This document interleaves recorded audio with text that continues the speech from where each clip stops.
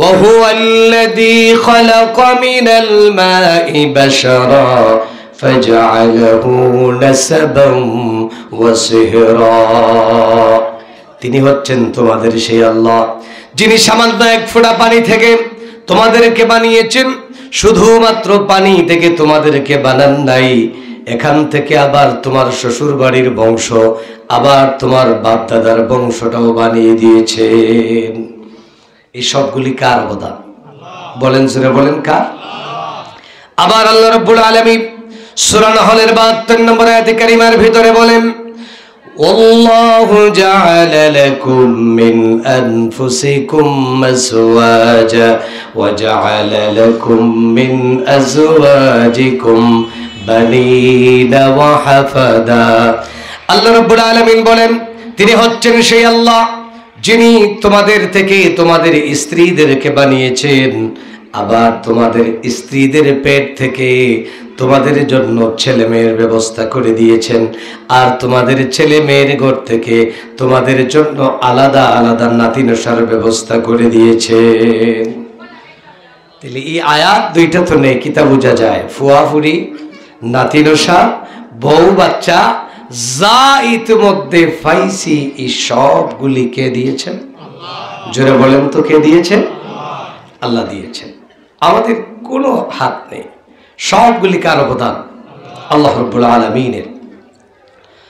আল্লাহ রাব্বুল আলামিন আবার অন্য আয়াতে বলেন, বান্দা তোমাকে দুনিয়ায় সৌন্দর্যের জন্য মাল দিয়েছি, আওলাদ দিয়েছি, এগুলি দিয়েছি দুনিয়ার সৌন্দর্যের জন্য। আল মালু ওয়াল বানুনা জিনাতুল হায়াতিদ দুনিয়া, দুনিয়ার সৌন্দর্যের জন্য এগুলি দিয়েছি। সূরা বনী ইসরাঈলের 6 নম্বর আয়াতে কারিমা, আবার সূরা নূহের 12 নম্বর আয়াতে কারিমার ভিতরে আল্লাহ রাব্বুল আলামিন জানায়া দেন, ওয়া আমদাদনাকুম বিআমওয়ালিন ওয়া বানিন ওয়া ইউমদিদকুম বিআমওয়ালিন ওয়া বানিন। নিশ্চয় আমি তোমাদেরকে মাল এবং আওলাদ দিয়ে সহযোগিতা করেছি। সুবহানাল্লাহ। অন্য আয়াতে আল্লাহ রাব্বুল আলামিন বলেন, নিশ্চয় তিনি তোমাদেরকে মাল এবং আওলাদ দিয়ে সহযোগিতা করেন। এই দুইটা আয়াত থেকে আবার বোঝা গেল আমরা যে বাচ্চা কাচ্চার মালিক হইছি, ফুয়াফুড়ির মালিক হইছি, নাতিরসার মালিক হইছি। আল্লাহ বলেন, বান্দা তোর মাল আর আওলাদ যতটা আছে ইতিমধ্যে যা দেখায়, তুমি যেই মাল নিয়ে তুমি অহংকার করো, যে আওলাদ নিয়ে অহংকার করো, ওই আওলাদ এবং ওই মাল দুইটি তোমার নয়।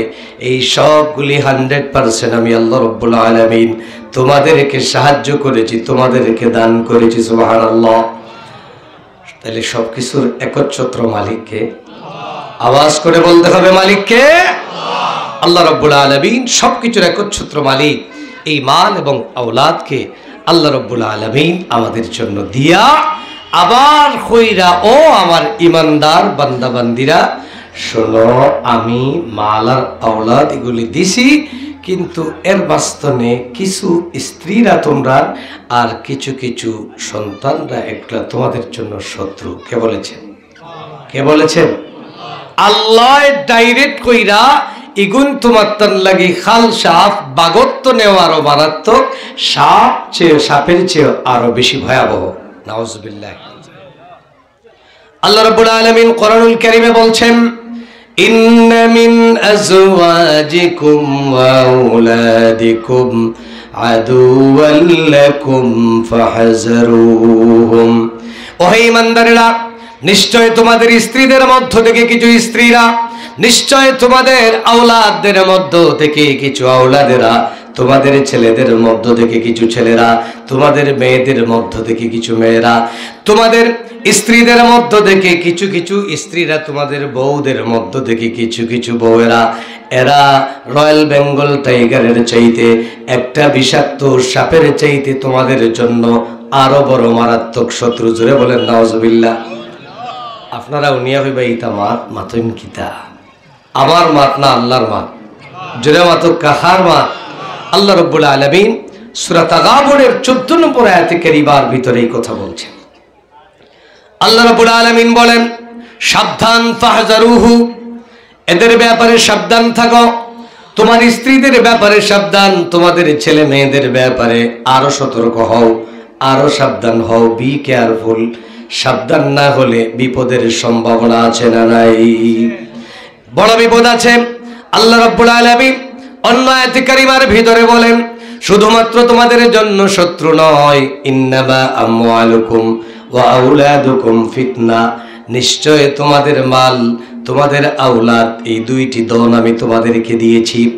আল্লাহ রাব্বুল আলামিন নিশ্চয় আমাদেরকে মাল দিয়েছেন, আওলাদ দিয়েছেন, দুইটা বড় বড় নিয়ামত আল্লাহ আমাদেরকে দিয়া বলেন, বান্দা বান্দি, এগুলি আমি তোমাদেরকে দিয়াও তোমাদের পরীক্ষায় ফেলে দিলাম। বড় ধরনের পরীক্ষায় তোমাদেরকে ফেলে দিয়েছি, বিশাল বড় পরীক্ষা তোমাদের জন্য, ভয়াবহ পরীক্ষা।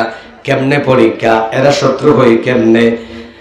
আপনার স্ত্রী যদি, আমার স্ত্রী যদি খারাপ হয়ে যায়, আমার স্ত্রী যদি নামাজ পড়ে না, আমার স্ত্রী যদি পর্দা করে না, আমার অধীনে থাকা অবস্থায় যদি আল্লাহ আল্লাহ করে না, নামাজটা ঠিক মতো পড়ে না, আল্লাহ নাফরমানি করেছে না, ব্যভিচার করে, তাহলে আমার উপর বিপদ আছে না নাই? আর জল্লাদ বেটি যেন ফাইসন, বউ ম্যাডাম জান জল্লাদ ও ইন বালা বুঝন কিতা দন ফাইসন, হাতের না হানে কি দন ফাইসন, তাই সারা আর কেউ বুঝতে নাই। গরর ম্যাডাম খারাপ হয়ে গেলে হলতাও শেষ। সুখ আছে নি মাতন্ডা? সুখ নাই, শান্তি নাই, কিছুই নাই। আমার মুআজ্জাজ হাজিরিন, আল্লাহ তাবারাকা ওয়া তাআলা বলেন, অতএব এদের ব্যাপারে সাবধান হও, কারণ ছেলে তোমার জন্য ভয়াবহ শত্রু, মেয়েটা তোমার জন্য বড় ধরনের শত্রু হয়ে যেতে পারে। শত্রু কেন বললেন? আমি আপনাদের কাছে একটা কথা জিজ্ঞাসা করি, আচ্ছা হোক কাছাই, বাঘে যদি কোনো মানুষরে থাবামারি গর্জনার দৌড়ে, ক্ষতিটা কিতা হইতে পারে? তার সবচেয়ে বড় ক্ষতি কিতা হইব? মাতকা একটু জীবন, একটু মাতন না কিতা হইব? জীবন শেষ। আর বড় আজাগর হাফে পাইলেও তানজে শেষ। ও তো নানি না, আর কিচ্ছু আছে? শেষ। একটা ব্যাপার।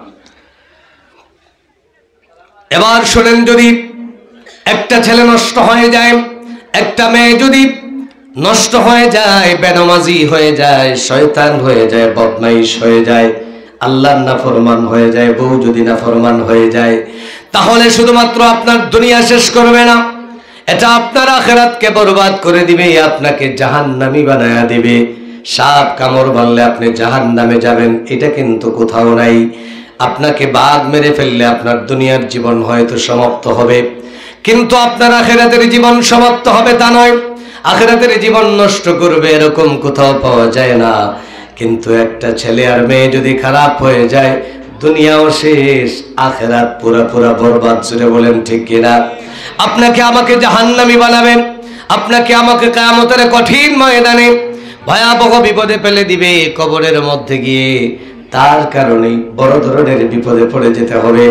এজন্য আল্লাহ রাব্বুল আলামিন বলেছেন, এদেরকে দিয়ে তোমাকে পরীক্ষায় ফেলে দিলাম। আল্লাহ রাব্বুল আলামিন বলেন, বান্দা তোমাকে পরীক্ষায় ফেলে দিলাম, দেখি এখন ছেলে পায়া করোটা কি। ছেলেটাকে আল্লাহর কোরআন শিক্ষা দেও কিনা, মেয়েটাকে আল্লাহর কালাম শিক্ষা দেও কিনা, মেয়েটাকে পর্দা শিখাও কিনা, ছেলেকে তুমি তিনদার বানাও কিনা, আল্লাহ বলা বানিয়ে যেতে পারলা কিনা, তোমার পরিবার পরিজনকে কোন লাইনের উপর রেখে গিয়েছো? শুধুমাত্র দুনিয়া, টাকা টাকা বলে তুমি তাদেরকে টাকার পিছনে লাগাইয়া গেছো, না আখিরাত মুখী জিন্দেগি গঠন করায়া দিয়ে যেতে পেরেছো? আল্লাহ রাব্বুল আলামিন বলেন, আমি এটাই চাই তোমার কাছে, এই জন্য তোমাকে সন্তান দিয়েছি, আরো 10 জনকে তোমার এলাকার আমি বাচ্চা কাচ্চা দেই নাই। বান্দারে, তোমাকে আমি সন্তান দিলাম। সন্তান দিয়া আল্লাহ রাব্বুল আলামিন আমাদেরকে পরীক্ষায় ফেলে দিলেন। এখন আল্লাহ দেখতে চান আমরা আমাদের বাচ্চাদেরকে কোন দিকে নিয়ে যাই, কোন কাজে লাগাই, তারে নামাজি বানাইলাম কিনা, তারে ফরজ ওয়াজিব চিনাইলাম কিনা, আল্লাহর পথে চলে কিনা, ইসলামের পথে চলে কিনা। আল্লাহ রাব্বুল আলামিন বলেন, বান্দারে ওইটাই আমি দেখতে চাই। এজন্য তোমাদেরকে মালও দিয়েছি, আওলাদও দিয়েছি, টাকা দিয়েছি, দেখতে চাই টাকা দিয়ে খালি 5 তলা 10 তলা গাড়ির মালিক, বাড়ির মালিক হও না, ওইটা দিয়া আখিরাতের ঘর বানাও, এটাও আমি দেখতে চাই। ও আমার গোলাম বান্দা বান্দি, টাকা তোমাকে দিয়েছি, ওই টাকা দিয়া শুধুমাত্র তুমি লক্ষ লক্ষ টাকা খরচ করে সুন্দর সুন্দর বাথরুম বানাও কিনা, না এটা দিয়ে আবার আখিরাতের ঘরটাকেও তুমি সাজাও, এটা দেখার জন্য আমি আল্লাহ তোমাকে দিয়েছি। আল্লাহ রাব্বুল আলামিন কোরআনুল কারীমে বলছেন, ওয়াবতাগি ফীমা আতাকাল্লাহুদ দারাল আখিরা। বান্দা, আমি তোমারে যেই জ্ঞান দিলাম, তোমাকে যেই সুস্থতা দিলাম, তোমাকে যেই টাকা পয়সা দিলাম, ও আমার গোলাম বান্দা বান্দি, আমি তোমাকে যেই নিয়ামত দিয়েছি, টাকা পয়সা দিয়েছি, ধন দৌলত দিয়েছি, ওই ধন দৌলত দিয়ে তুই আখিরাতের ঘরটাকে বানা। কে বলেছেন? দুনিয়া